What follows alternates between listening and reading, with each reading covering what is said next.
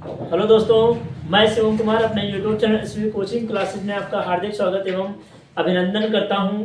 तो आज हम पढ़ेंगे क्लास 12 की फिजिक्स में समांतर प्लेट की संधारित्र की धारिता के लिए व्यंजक, है ना। तो चलिए हम इसको पढ़ते हैं, क्योंकि ये भी आपके एग्जाम में बहुत ही ज़्यादा मोस्ट इंपॉर्टेंट डेरिवेशन है, जो कि आपके एग्जाम में हर बार पूछा ही जाता है ना। तो चलिए बिना देर करते हुए शुरू करते हैं और देखते हैं कि क्या होता है समांतर प्लेट की संधारित्र की धारिता के लिए व्यंजक, है ना।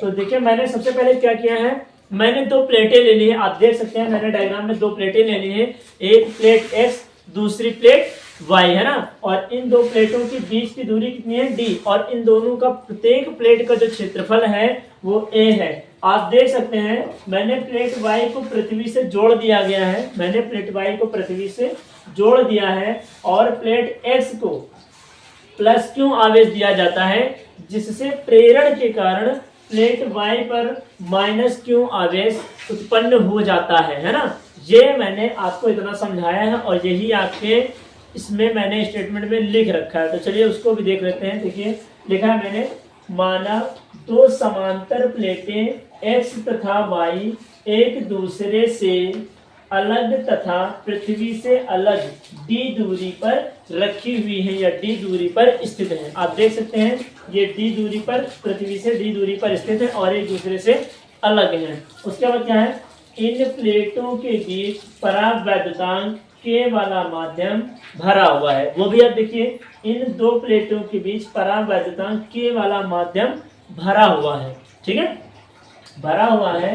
प्रत्येक प्लेट का क्षेत्रफल ए है। आप देख सकते हैं प्रत्येक प्लेट का क्षेत्रफल, ए का अलग क्षेत्रफल है और वाई का अलग क्षेत्रफल है। तो ये हो जाएगा। फिर क्या है, तथा प्लेट एक्स की, यहाँ प्लेट वाई को पृथ्वी से जोड़ दिया गया है। आप देख सकते हैं प्लेट वाई को पृथ्वी से जोड़ दिया गया है और प्लेट एक्स पर प्लस क्यू आवेश दिया गया है।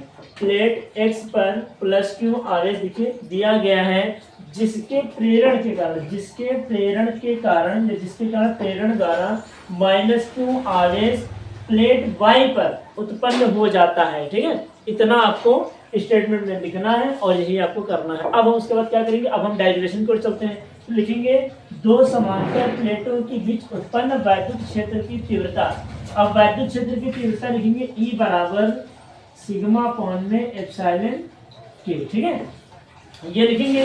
उसके बाद हम क्या करेंगे, उसके बाद हम लिखेंगे जहां सिग्मा बराबर क्यू अपॉन ए, ठीक है, जहां सिग्मा बराबर क्या होता है, क्यू अपॉन ए। अब ये होता क्या है सिग्मा, तो ये आपका आवेश पृष्ठ घनत्व होता है। क्या होता है, आवेश पृष्ठ घनत्व होता है, ठीक है। जहां सिग्मा बराबर क्यू अपॉन ए आवेश पृष्ठ घनत्व। अब ये आपका इतना हो जाएगा E बराबर सिग्मा अपॉन एप्सिलॉन के, जहां सिग्मा बराबर क्यू अपॉन ए, और ये सिग्मा क्या होता है, आवेश पृष्ठ घनत्व, ठीक है। तो आप इतना स्क्रीनशॉट ले लीजिए, फिर हम इसी को इरेज करके इसी के आगे बताना शुरू करते हैं, ठीक है। तो आप स्क्रीनशॉट ले लीजिए ना। तो आपने स्क्रीनशॉट ले लिया होगा। अब हम इसको इरेज कर रहे हैं ना, और देखते हैं फिर इसके आगे क्या होता है। तो ये मैंने इरेज कर दिया, ठीक है।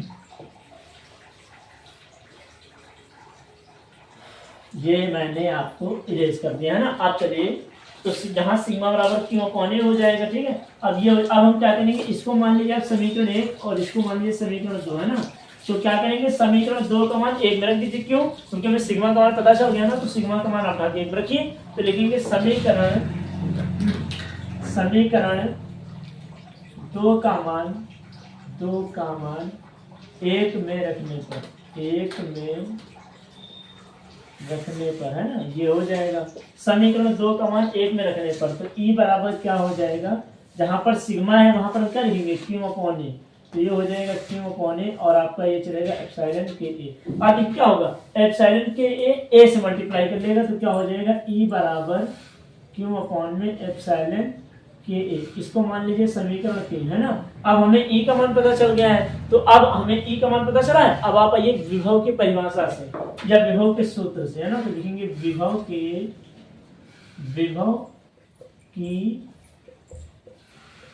परिभाषा से, है ना।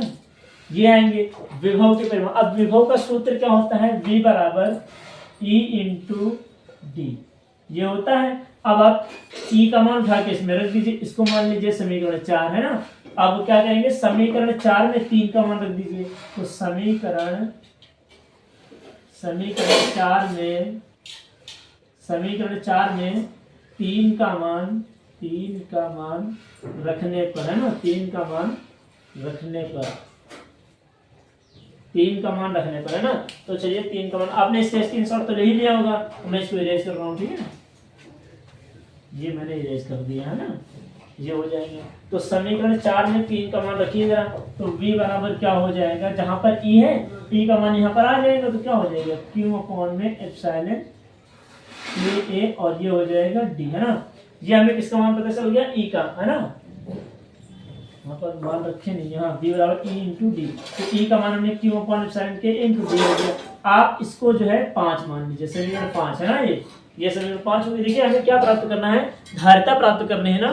तो अभी धारिता तो कहीं आई नहीं, धारिता को हम किससे प्रदर्शित करते हैं, C। तो धारिता अब हमें V का मान पता चल गया है, तो क्या लगा देंगे, धारिता की परिभाषा से, तभी तो फॉर्मूला आएगा C बराबर Q अपॉन V।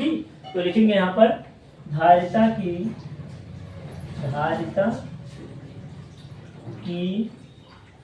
परिभाषा से,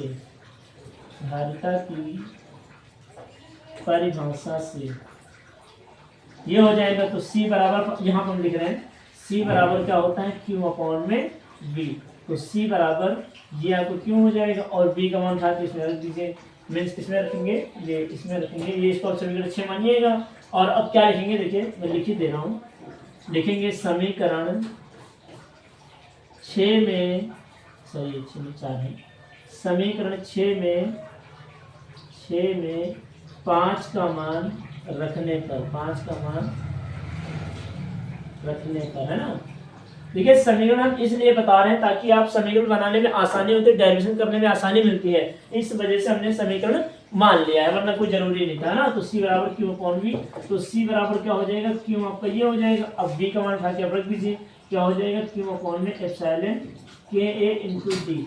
क्यों से क्यों कैंसिल हो जाएगा, तो बचेगा क्या आपका, यहाँ देखिए हम यहाँ से यहाँ लिख रहे हैं, क्या हो जाएगा, C बराबर क्या है, एप्सिलॉन के ऊपर चला जाएगा, एप्सिलॉन KA अपॉन में D। और यहीं पर अगर आप जब K बराबर 1 रख देते हैं तो क्या आ जाता है, C बराबर एप्सिलॉन A अपॉन में D, है ना। अब C क्या होता है, धारिता, और धारिता का मतलब क्या होता है, फैराड। तो ये आपका हो जाएगा फैराड, है ना। ये आपका डेरिवेशन आ गया, किसके लिए, समांतर प्लेट की धारिता के लिए, है ना। तो उम्मीद करते हैं कि आपको समांतर प्लेट की संधारिता का व्यंजक, समांतर प्लेट की संधारित्र की, है ना, धारिता का व्यंजक आपको समझ में आया होगा, कैसे मैंने किया है और स्टेटमेंट कैसे हम लिखेंगे। तो मैंने बहुत ही आसान तरीके से आपको समझाने की कोशिश करी है। और अगर आपको समझ में नहीं आ रहा है तो एक बार वीडियो को दोबारा देख लीजिएगा, आपको समझ में आ जाएगा, ठीक है। और अगर आपको किसी भी टॉपिक में प्रॉब्लम होती, किसी भी चैप्टर में प्रॉब्लम होती है, तो आप मुझे कमेंट बॉक्स में जरूर कमेंट करें, मैं उस टॉपिक की या उस लेक्चर की या उस लेसन की वीडियो आपको जरूर दूंगा, है ना। तो मिलते हैं नेक्स्ट वीडियो में इसके अगले डेरिवेशन के साथ में। पढ़िए अच्छे से, ताकि आपके जो 2025 में 24 फरवरी से एग्जाम होने वाले हैं, है ना, उसमें आप अच्छे नंबर प्राप्त कर सकें, है ना। मिलते हैं नेक्स्ट वीडियो में, तब तक के लिए, है ना। Thanks for watching this video.